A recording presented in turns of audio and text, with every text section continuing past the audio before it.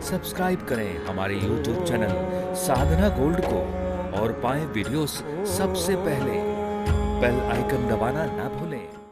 जो स्त्रियां अपना कल्याण चाहती हों वो पर पुरुष को ना देखें, और जो पुरुष अपना कल्याण चाहते हो वो पराई स्त्री को ना देखें। इसलिए हमारे शास्त्र कहते हैं सीधा चलो, पति पत्नी साथ में रहो, प्रेम से चलो, यहां वहां ताक झांक करने की जरूरत नहीं है, चरित्रवान बनो। आज के लोग चरित्र से गिर जाते हैं, आज बहुत सारी स्त्रियां चरित्र से गिर जाती हैं, बहुत सारे पुरुष चरित्र से गिर जाते हैं। एक बहन मेरे पास आई, गुरुजी मैं बर्बाद हो गई। मैंने कहा क्या हुआ? बोले महाराज जी मेरा बेटा 5 साल का है और उसको खाने के भी पैसे नहीं हैं, हम लोग तो भूखे सोते हैं कई बार, और बच्चे को पढ़ाने के पैसे नहीं है। हमने कहा तो अच्छे घर की लग रही हो, फिर ये दिक्कत क्यों? बोले हमारे पति मैनेजर हैं। हमने कहा कितना मिलता है? बोले 70,000 रुपए मिलता है। हमने कहा 70 मिल रहा है तो भूखी क्यों सोती हो? बोले महाराज जी हमारे पति को हमारे पड़ोसन ने अपने झूठे प्यार के जाल में फंसा करके हमारी जिंदगी तबाह कर दी। झूठे जाल में। आज ये समस्याएं लगभग हर गली मोहल्ले में देखने को मिल रही हैं। पुरुष अपनी पत्नी को देखता है कि वो किसी और पुरुष से संपर्क में है, और पत्नी पुरुष को देखती है कि ये किसी और स्त्री के संपर्क में है। बस अपनी पत्नी और अपने पति से संपर्क नहीं है, बाकी सबसे संपर्क है। और यहां पर रिश्ते कमजोर होकर टूट जाते हैं। वो बहन बोली महाराज जी मेरा बेटा सरकारी स्कूल में पढ़ता है, अच्छी खासी जिंदगी हमारी चल रही थी, हमारी खुशियों में पड़ोसन ने आग लगा दी, हमारे पति को अपने झूठे जाल में फंसा दिया। अब हमारे पति बस वहीं रहते हैं, वहीं खाते हैं और उसी के साथ रहते हैं, पूरी कमाई उसी को देते हैं, हमारा तो जीवन बेकार हो गया। बहुत सारी स्त्रियां आज ऐसे ही परेशान हैं कि उनका पति किसी और स्त्री के चक्कर में पड़ा है। तो बहुत सारे पुरुष भी परेशान हैं कि उसकी स्त्री बहुत किसी पुरुष के चक्कर में पड़ी है। कई बार स्त्री भी परेशान है, कई जगह पुरुष भी परेशान है इन हरकतों से। क्या समाधान है इनका? इनका समाधान यही है कि यदि माँ बाप ने अपने बच्चों को चरित्र की शिक्षा दी होती, चरित्रवान बनाया होता और चरित्र का निर्माण करते, तो आज ये स्थिति उत्पन्न ना होती। अरे आज वो लड़की जो परेशान है वो भी किसी की बेटी है। आपकी बेटी हो, हमारी बेटी हो, है तो बेटी, किसी बाप की तो होगी। क्यों कोई परेशान हो? ये परेशानी पैदा ही ना हो, क्यों ना हम जड़ पे काम करें, जड़ की खुदाई कर दें तो हमेशा के लिए समस्याएं खत्म हो जाएं। और जड़ क्या है? बोले बच्चों को सही संस्कार यदि देना, माँ बाप ने सीख लिया संस्कार देना किस चीज का? चरित्र का, तो फिर कभी भी ये घटनाएं नहीं घटेंगी। और आज बहुत सारी स्त्रियां धड़ल्ले से, आज एक गिरोह चलता है, आपको पता होना चाहिए। जितने पुरुष सुन रहे हैं, इसलिए कहता हूं कथा पुरुषों को भी सुनना चाहिए। पुरुष लोग ज्यादा शिकार होते, आज बहुत सारी स्त्रियों के गिरोह चल रहे हैं। ये धंधा चल रहा है कि किसी पैसे वाले को फंसाओ, उसको चूसो पूरी प्रॉपर्टी और फिर चले जाओ।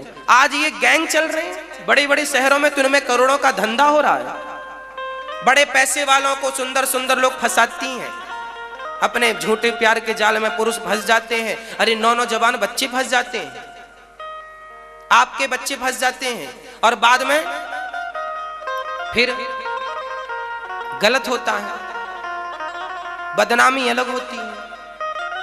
इसलिए हर पुरुष को, हर बच्चों को मेरी ये बात सुननी चाहिए और सावधान रहना चाहिए। ऐसे गलत गंदे गिरोहों से बच के रहना चाहिए। अपने चरित्र को कभी सपने में भी बर्बाद नहीं करना चाहिए, जागृत में तो छोड़ दो, स्वप्न में भी। पर नारी का, पर स्त्री का स्पर्श यूं टच भी वर्जित है, यूं टच भी नहीं करना चाहिए। सपने में भी पराई स्त्री को नहीं छूना चाहिए।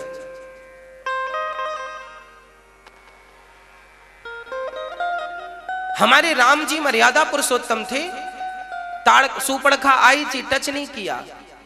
स्वामी विवेकानंद जी एक बार शिकागो गए थे प्रवचन करने, तो एक सुंदर महिला आई, बोले स्वामी जी आप बड़े सुंदर हैं, मैं भी सुंदर हूं, आओ आपके द्वारा मेरे गर्भ से एक और विवेकानंद पैदा करते हैं, ताकि और विवेकानंद होंगे तो और कल्याण होगा। स्वामी जी बोले राम राम, ये क्या बोलती जा रही है, बेशरम औरत है।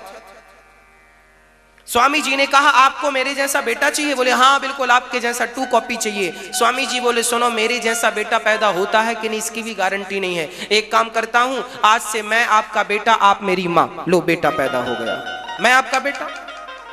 पर नारी को टच नहीं किया, अपना आपको बेटा बना दिया स्वामी जी ने, विवेकानंद जी ने। ये अनुकरणीय घटनाएं हैं, उतारने लायक। ये शिक्षा बच्चों को दीजिएगा, कहीं देर ना हो जाए। मेरी बात बच्चों को बिठाल कर टीवी के सामने सुनाइए, नहीं बाद में रोना पड़ेगा। भक्तों, आज स्त्रियां भूल जाती हैं कि यदि तुमने किसी का घर उजाड़ा, किसी पराये पुरुष पर दृष्टि डाली, आपने किसी का बसा बसाया घर उजाड़ा है, तो भगवान 7 जन्म तक तुम्हारा घर बसने नहीं देंगे। 7 जन्म तक यूं ही घूमती रह जाओगी। भगवान के घर देर है, अंधेर बिल्कुल नहीं है। ईश्वर के घर देर है पर अंधेर नहीं है। उसकी दुकान पे सबका खाता है, सबका हिसाब किताब। मेरे मालिक की दुकान पर सब लोगों का खाता, वो सब देख रहा है। एक बार क्या हुआ, एक गांव में एक महात्मा जी आए। उस गांव में एक वैश्या ने पूरे गांव को बर्बाद कर रखा था, बदनाम कर रखा था। गांव के लोग बड़े परेशान थे, वैश्या भागने को तैयार नहीं, वो गांव पे जमी थी, गांव के लोगों को बर्बाद करती थी। गांव बड़ा बदनाम हो रहा था कि इस गांव में फलानी वैश्या है। एक महात्मा जी आ गए। गांव वालों ने कहा महात्मा जी इस वैश्या से हमें छुटकारा दिलाइए, गांव के बच्चे बिगड़ रहे हैं इसके चक्कर में। तो महात्मा जी ने वैश्या की कुटिया के सामने अपनी कुटिया बनाई घास की, और सवेरे 4 बजे से सीताराम सीताराम सीताराम सीताराम राधे श्याम जपना शुरू किया। जब जपे तो वैश्या के ग्राहक बाबा जी के घर आने लगे, और वो भी राम राम जपने लगे। उनको अच्छा लगने लगा। अब वैश्या को लगा मेरा तो कारोबार डूब जाएगा बाबा के चक्कर में। तो वैश्या ने अपने यारों से कहा जाओ बाबा की कुटिया में आग लगा दो। वैश्या के यार गए और बाबा की कुटिया में आग लगाई। जब बाबा की कुटिया जलने लगी तो देखना भगवान का न्याय।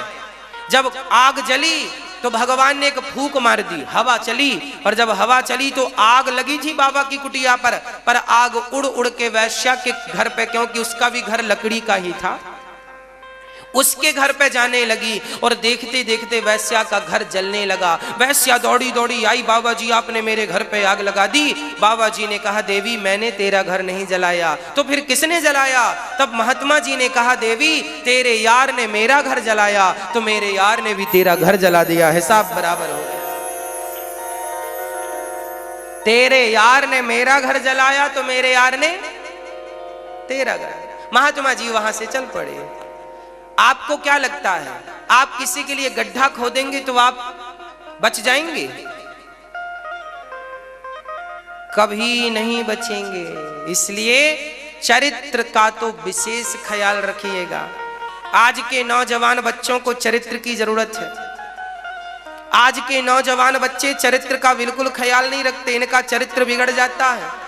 बहुत सारे बच्चे पढ़ने के लिए जाते हैं बड़े बड़े कॉलेज, बड़े बड़े स्कूल, और वहां जाकर के बच्चे पढ़ते लिखते तो जो ठीक ठाक हैं, पर चरित्र बिगाड़ लेते हैं पहले। आज के युवा पीढ़ी जिनको आप संस्कार नहीं दे पाते हैं। बेटियां पढ़ने गई हैं बेंगलोर, दिल्ली, मुंबई, और माँ बाप को लग रहा है बेटी पढ़ रही है। क्यों भाई नजर क्यों नहीं आपने बेटी पे रखी? क्यों नहीं रखी बेटी पे नजर? आपने अपने बेटे पे नजर क्यों नहीं रखी? कभी आप गए क्यों नहीं अपरिचित बन करके बेटी के पास, कहां रहती है, क्या खाती है, किससे मिलती है, दूर खड़े होके देखा क्यों नहीं? निरीक्षण क्यों नहीं किया? जरूरी थोड़ी है पढ़ने गई है। देखो अति विश्वास ना कर लेना। शास्त्र कहते हैं अति विश्वास ना करना। अति विश्वास करोगे ठगे जाओगे।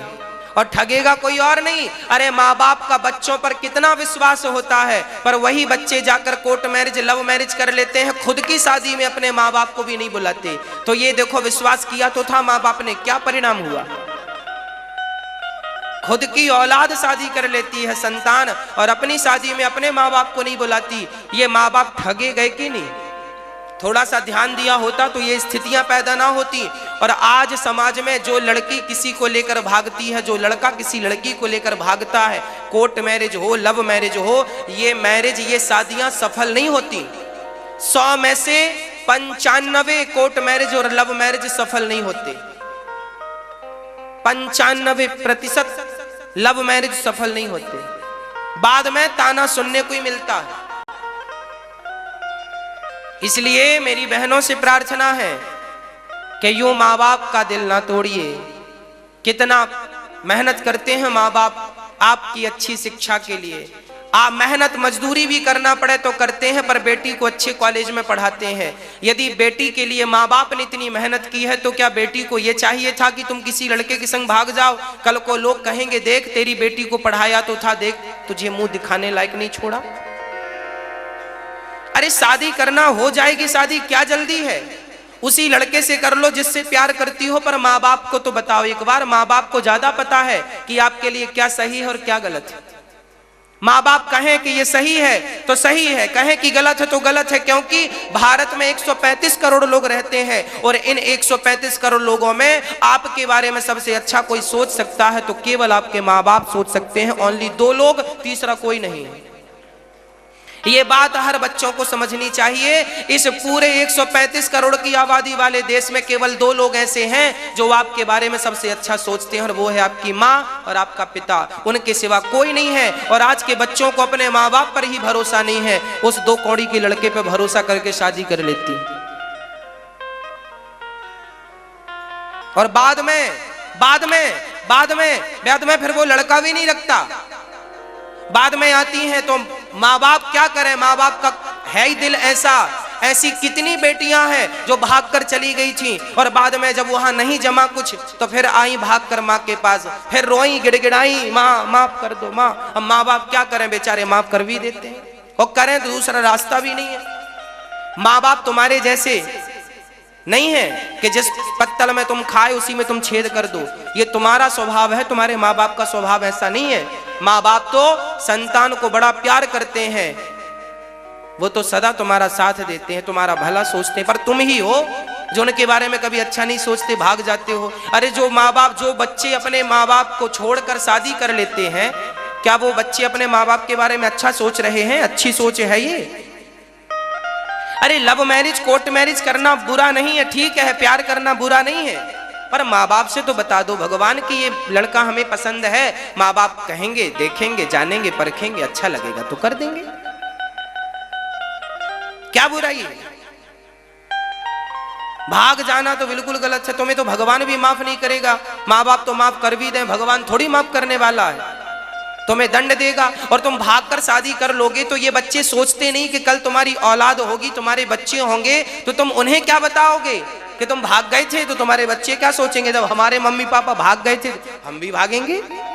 क्या मिलेगा? तुम्हारे संस्कार क्या दोगे अपने बच्चों को? क्या सोचेंगे तुम्हारे बच्चे तुम्हारे बारे में जब वो बड़े होंगे और थोड़े भी समझदार हो गए तो क्या सोचेंगे? राम राम, मेरी मम्मी कैसी थी बताओ, भाग गई किसी के संग। थोड़ा तो शर्म होनी चाहिए। ये सब चीजें शिक्षा की हैं, संस्कार की हैं, पर माँ बाप ने ये संस्कार बंद कर दिए देने, इसलिए समाज लापरवाह हो गई। इसलिए भागवत जी से हमें ये बातें बोलनी पड़ रही हैं। जरूरी है संस्कार, इसके बिना कुछ भी अस्तित्व नहीं है किसी का।